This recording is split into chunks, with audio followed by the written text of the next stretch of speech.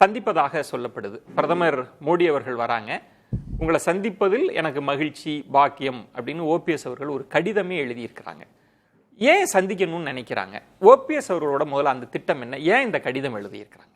OPS அவர்களை பொறுத்த அளவில் அவர் ராமநாதபுரம் ஒரு மக்களவையில் தான் இருந்தார். அங்கே தன்னுடைய செல்வாக்கால் ரெட்டலையை டெபாசிட் இழக்க வச்சார்.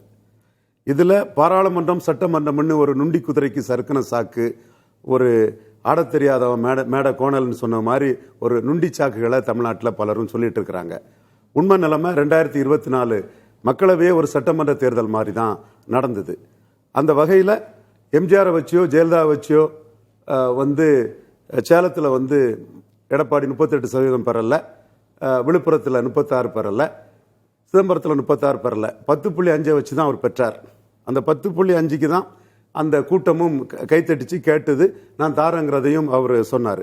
அப்போ இங்கே 35, 38, 40 பெற்றவர் தென் மாவட்டங்களில் 8, 13, இன்னும் சொல்லப்போனால் ஜெயலலிதா அம்மையார் உயிரோடு இருந்த போது நோட்டாவுக்கு கீழே போன நாம் தமிழர் கட்சிக்கும் கீழே போய் எடப்பாடி போனார். சீமானுக்குள்ள ஈர்ப்பு சக்தியும் ஒரு வசீகரத்தன்மையும் இல்லாதனால அதிமுகவுக்கு ஒரு 15% உள்ள இடத்துக்குள்ள சீமானுக்கும் கீழே எடப்பாடி பழனிசாமி போனார்.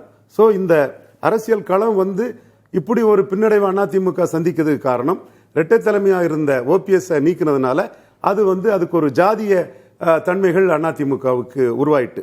அது ஈரோடு கிழக்கிலே எடப்பாடியோட சமூகத்தை சேர்ந்தவங்க பெருமளவிலும் மற்ற நாயுடு, செங்குந்தர், அருந்ததியர், பறையர் போன்ற பூத்துகளில் ரொம்ப குறைவான வாக்குகளும் அதில் கிடைச்சிது.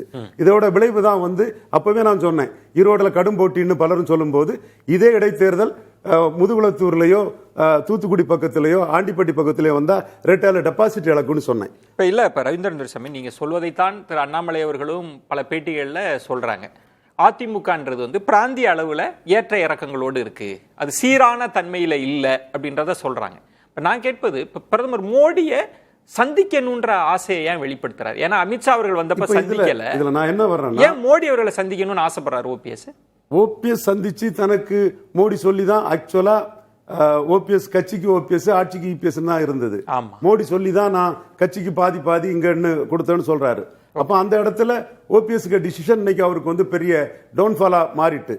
அப்போ மோடியை தனக்கு ரிட்ரஸ் பண்ணுவாரு, ஏதாவது பண்ணுவாருங்கிற ஒரு எதிர்பார்ப்பு. உங்க பேச்சை கேட்டு நான் பின்னாடி சந்திச்சுட்டேன், அதற்கு ஏதாவது ஒரு அதுக்கு ஒரு ரீப்ளேஸ்மெண்ட் ஏதாவது, அதாவது ஓடிசே கன்சிடரேஷன்ஸ் ஏதாவது மோடி மூலமா கிடைக்குமாங்கிற எதிர்பார்ப்பு. உங்களாலதான் நான் எந்த டிமாண்டும் இல்லாம உள்ளுக்கு வந்தேன். ஆனா எடப்பாடி கைதேர்ந்த அரசியல்வாதி. அப்பவே நான் சொன்னேன், கவுண்டர் பண்ணுவாரு, சசிகலா இதெல்லாம் நிக்க மாட்டாரு, சசிகலா தலைமையில வந்துறான்னு சொல்ல மாதிரிலாம் நிக்க மாட்டாரு. அவரு தோக்குறாரு. ஆனா கருணாநிதி ஜெயலலிதா மாதிரி ஒரு தலைவராக முயற்சி பண்றாரு, அவர் அட்டெண்ட் பண்றாரு. அதை நம்ம இந்த முயற்சி நடக்குது. இபிஎஸ் அவர்களோட பேட்டியை பார்க்கிற போது வெளிப்படையா சொல்லிட்டாங்க, காலம் கடந்த முடிவு, ஓபிஎஸ் அவர்களை உள்ளுக்கு சேர்த்துக்கிறதுக்கான வாய்ப்பே இல்லைன்னு சொல்லிட்டாங்க.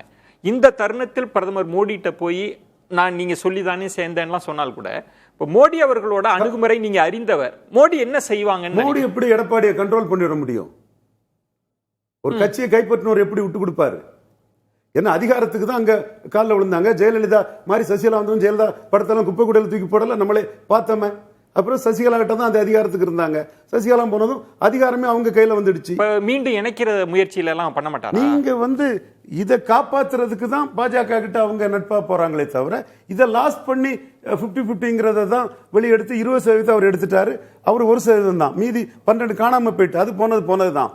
அப்படி இருக்கும்போது அவர் ஈக்குவல் அந்தஸ்து கொடுத்து எப்படி எடப்பாடி சம்மதிப்பாரு? இல்ல எந்த அரசியல்வாதி சம்மதிப்பா? இல்ல இபிஎஸ் அவர்கள் சம்மதிக்க மாட்டாங்க. அதுதான் அந்த பேட்டி நமக்கு உணர்த்துது. இப்போ மோடி அவர்களை சந்திப்பதன் மூலமாக ஒரு கடிதம் எழுதி எனக்கு நேரம் கொடுங்கன்னு சொல்வதன் மூலமா என்ன எதிர்பார்ப்பார்னு நினைக்கிறீங்க? ஒருவேளை என்டிஏல இடம் கொடுங்கன்னு எதிர்பார்ப்பார். ஒரு வேளையில பொதுச் செயலாளர் தேர்வு ஆக்சுவலா அது தடை இல்லாம எடப்பாடி தான் 5 சீட்டு கீழே விழுந்து தேமுதிக கொடுத்தாரு. மற்றபடி அவர் 34 சீட்டு ரெட்டலையில் அவர் தான் கையெழுத்து போட்டு கொடுத்தாரு. ஸோ அதுல தடை இல்லை. பட் அந்த ஒரு வழக்கு மட்டும் தொங்கல்ல இருக்குது. அது 4 வாரத்தில் முடிக்கணும்னு எடப்பாடி சொன்னாரு. அது 4 வாரத்தில் முடியல.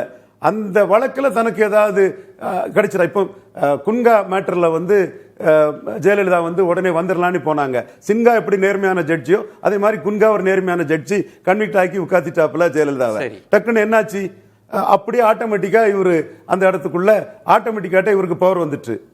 இப்படி ஏதாவது ஒரு சூழ்நிலையில அந்த பொதுச் செயலாளர் செல்லாதானே அதிசயங்கள் நடந்தா நடக்குமங்கிற லெவலில் அவர் எதிர்பார்ப்பு இருக்குது.